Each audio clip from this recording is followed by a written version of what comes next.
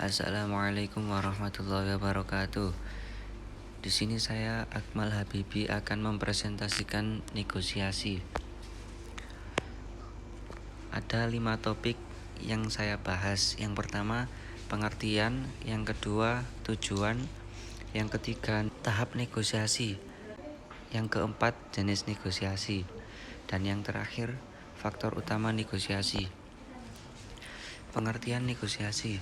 Negosiasi dalam kamus Oxford adalah suatu cara untuk mencapai kesepakatan. Negosiasi ini dilakukan melalui sebuah diskusi formal. Di dalam negosiasi, masing-masing pihak yang ikut serta harus mencoba membujuk pihak lain. Tujuan negosiasi. Tujuannya supaya mereka dapat menyetujui sudut pandang dari pihak yang membujuk tersebut. Melalui negosiasi, semua pihak yang ikut terlibat akan mencoba untuk menghindari pertengkaran. Pihak-pihak yang ikut bernegosiasi harus setuju untuk mencapai sebuah bentuk kompromi. Tahap negosiasi. Yang pertama, perencanaan dan persiapan. Tahap pertama yang harus dilakukan adalah perencanaan dan persiapan. Proses dalam pengumpulan data akan sangat dibutuhkan. Tujuannya adalah untuk mendukung posisi ketika bernegosiasi. Yang kedua, menentukan aturan. Tahap kedua adalah menentukan sebuah aturan. Pada proses ini, seseorang harus menentukan garis besar dan aturan. Tujuannya adalah untuk menentukan apa yang akan dinegosiasikan. Yang ketiga, penjelasan. Tahap selanjutnya adalah penjelasan. Pada tahap ini masing-masing pihak harus saling mengutarakan apa yang diinginkan. Masing-masing pihak dapat memberikan sebuah dokumentasi atau pemaparan secara jelas. Yang keempat, tawar-menawar dan penjelasan masalah. Tahap keempat adalah tawar-menawar. Ketika selesai, maka dilanjutkan dengan penyelesaian masalah. Pada tahap ini, semua pihak akan melakukan pencarian solusi terhadap masalah. Yang kelima, penutupan dan implementasi. Pada tahap ini semua sesuatu akan diputuskan secara bersama-sama.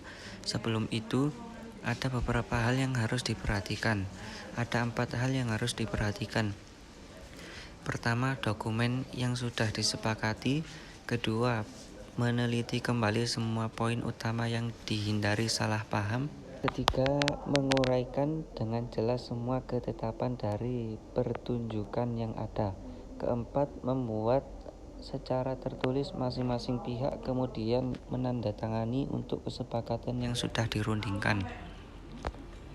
Jenis-jenis negosiasi ada 3. Yang pertama, jumlah pihak yang terlibat. Dibedakan menjadi negosiasi pihak penengah atau lebih dari 2 negosiator, dan tanpa pihak penengah atau 2 pihak. Yang kedua, situasi terbagi menjadi negosiasi formal atau melibatkan jalur hukum, dan non-formal tanpa melibatkan jalur hukum. Yang ketiga, keuntungan dan kerugian.